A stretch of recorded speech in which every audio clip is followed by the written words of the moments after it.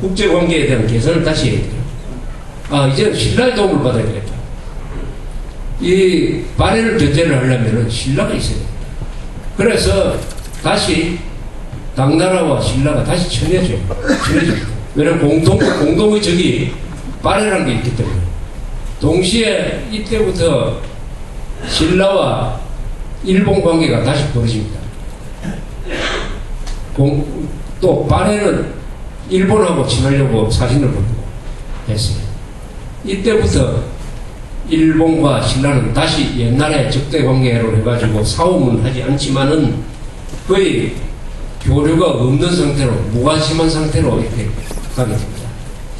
이렇게 가게 된 여기가 바로 한국과 일본 사이의 갈등의, 뿌리 깊은 갈등의 이제 결정적인 계기가 되는데, 여기에 아주 백제 유민들이 아주 중요한 역할을 해요. 백제가 망하고 백제 지식인들이 일본으로 많이 갔습니다. 거기서 이 사람들은 일본 청왕과 바로 거기서 아주 요직에 앉아 있었습니다. 어떻게 보면 백제계 사람들이 실권을 잡았다고 볼 수가 있습니다. 천무천왕은 아까 말씀드렸지만 친신라계 사람이었어요.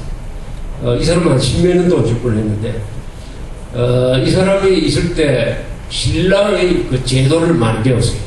신라가 가장 먼저 고대 국가를 이제 완성한 겁니다. 그러니까 여러 가지 제도도 있어요. 그것을 많이 배웠어요. 배워서 일본에서도 법을 하나 만듭니다. 대보율령이라는 701년에 이걸 발표를 하는데, 헌법이죠, 헌법. 제도를 만드는 데요. 큰 계획을 합니다. 대보율령이라고 했을 때, 율은 형법이죠. 령은 행정법입니다. 율령이라고 하죠. 고대 국가의 법 체제를 율령이라고 하는데, 율은 형법, 령은 행정법 이렇게 되겠는데, 대보율령을 발표를 하면서 일본 사람들도 신라에 못지않는 고대 국가를 만들어야 되겠다. 그 모델은 우선 신라를 좀 배워야 되겠다 해서 수시로 신라에 와서 사신들이 배워서 갔습니다. 그래서 일본의 역사학자들이 선책에 이런 비교를 한 게 있어요. 8세기쯤 되면은 동아시아에 평화가 왔습니다. 왜 평화가 왔느냐? 이게 아주 중요한 건데, 신라가 삼국 통일을 했기 때문에 동아시아에 평화가 왔어요. 이 한반도가 분열되면 반드시 전쟁이 일어납니다. 한반도에 약한 나라가 들었으면 반드시 주변 국가가 그 전쟁에 휘말려 들어요. 그건 한두 번이 아니에요. 최근에 있었던 6.25 전쟁도 한국이 분단되었기 때문에 일어난 겁니다.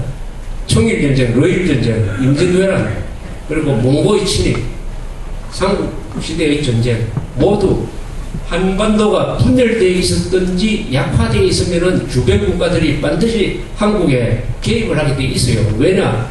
이 한국을 적대적인 국가의 손에 쥐어 놓으면 우리가 위험하게 된다. 일본도 마찬가지로 생각하고 중국도 마찬가지로 생각하기 때문에 한국이 분열되면 반드시 개입합니다. 그러니까 한국이 반드시 통일되고 강한 나라가 되어야 돼요. 우리가 통일하려고 하는 목표가 네 가지 아닙니까? 어떤 나라를 만들 것이냐? 통일된 나라, 강력한 나라, 자유로운 나라, 번영하는 나라. 이것을 만들어야 될 이유가 바로 이렇게 만들어야 이 동북아시아가 편안해집니다. 편안해지고, 우리가 약하면은 괜히 전쟁이 일어나가지고 오히려 우리 때문에 주변 국가들한테 폐를 끼치게 됩니다. 그런데 신라가 상통일을 하니까 평화의 시기가 왔어요. 당나라, 발해. 왜 신라 이 네 나라가 아주 평화공존을 했습니다. 싸움을 그렇게 치열하게 하지 않고 평화공존 상태로 들어가서 한 200년 이상 7세기, 8세기, 9세기, 10세기 초까지 200년 이상 동북아시아의 평화가 유지가 됐습니다. 이게 고대사의 황금기죠. 바로 이 고대사의 황금기가 한국에서는 통일신라, 중국에서는 당나라 시대, 일본에서는 그것이 해이안 시대라고 그러죠. 해이안 시대. 해이안 시대라는 것은 천도를 하죠.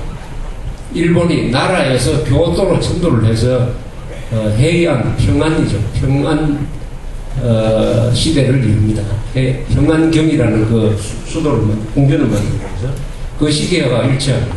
그래서 9세기에 아시아에서 큰 도시가 4가지가 있었죠.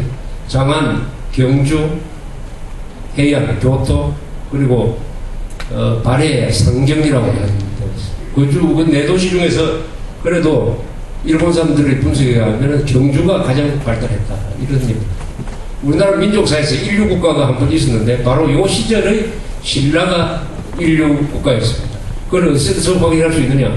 그때 신라에서 만든 여러 가지 유물들, 예술품들, 그리고 각종 제도, 무슨 불교 사상, 뭐 이런 걸 통해서 문물을 합쳐서 이때가 우리 민족사에서 인류 국가였습니다. 그 이유는 신라가 통일을 했기 때문에, 자주적 통일을 했기 때문에, 그리고 당나라 밑으로 들어가지 않았기 때문에. 그런데 한일 관계는 왜 나빠지느냐? 한일 관계는 천무전왕이라는 신신라계 이 전왕이 있을 때 제도를 정비를 하면서 우선 역사를 쓰게 합니다. 제도를 정비하면 우선 역사를 써야 되는 겁니까? 회사가 잘 나가면 사사를 쓰고 집안이 잘 나가면 족보를 만들듯이 나라가 잘 될 때는 반드시 그 나라의 정통성을 세우기 위한 역사를 쓰게 됩니다. 역사를 쓰게 되는데 편찬을 지시를 해요. 이 책이 언제 나왔느냐? 서기 720년에 나왔습니다. 그걸 일본 서기라고 합니다. 일본 서기. 삼국 사기는 언제 나왔느냐 하면 1100년대에 나왔으니까 우리보다 일본에서 정사가 400년 먼저 나왔어요. 누가 썼느냐? 이걸 바로 백제계통 사람들이 일본 서기를 썼습니다. 백제계통 사람들이 일본 서기를 쓰는데 집필자로도 참여하고 그것을 감수하는 역할을 했습니다. 여기에 후지하라 후이토라는 사람이 있어요. 후지하라 노 후이토라는 사람이 등장해요. 이 사람은 아버지가 백제계통 사람이에요. 백제계통 사람인데 궁정 쿠데타에 가담을 해가지고 나카노 오에라는 나중에 천지천왕이 된 사람하고 손을 잡고 대화의 개신이라는 큰 개혁을 하고 해서 일본 정계의 실력자입니다. 이 사람이 친백제 정책을 쭉 쓰다가 천무전왕 때 신라계가 주도한 임신의 난에 밀려가지고 아주 약화가 됐어요. 그 아들이 이름이 후지하라 후이토라는 사람인데, 후지하라 노 후이토라는 사람인데, 이 사람 백제 왕족 출신으로 알려져 있습니다. 백제 왕. 이 사람이 천무전왕 다음 전왕이 문무전왕인데, 문무전왕의 측근으로서 간 실력자가 돼요. 자기 딸이 뭐 전왕의 부인이 되기도 하고 해가지고 실력자가 됩니다. 후지하라 후이토라서 이 사람이 일본 서기를 만드는데 가장 중요한 역할을 했다 이렇게 됐어요. 그럼 일본 서기의 내용은 어떠냐? 일본 서기는 지금 우리나라에서 번역이 되어 있습니다. 그 한번 번역된 걸 한번 읽어 보시면은 실감이 나실 거예요. 우선 삼국사기에 비해서 부정확해요. 부정확하다는 건 뭐냐? 이 신화하고 사실이 뒤죽박죽 되어 있습니다. 삼국사기에도 신화와 사실이 같이 있습니다. 그러나 삼국사기에서는 이것은 신화다라고 이야기를 합니다. 근데 박역거세가 어디서 나왔다, 뭐 기말지가 어디서 나왔다 하는 것은 신화라고 이야기를 하지 이것은 사실이라고 이야기를 해요. 그러나 일본 서기에는 어디까지가 사실이고 어디까지가 신화인지 그래서 일정한 연대까지는 이건 믿을 수 없다. 일본 사람도 그렇게 주장합니다. 그게 하나 특징이에요. 그 두 번째는 신라를 용하는 내용으로 거의 다 채워져 있습니다. 이 책은. 이 책이 만든 목적이 신라를 나쁜 나라로 만들기 위해서 쓰여진 책이라고 생각하지 않을 수 없을 정도로 아주 악평이 많아요. 신라만 나오면 그때는 전부 욕만 나와요. 욕만 나옵니다.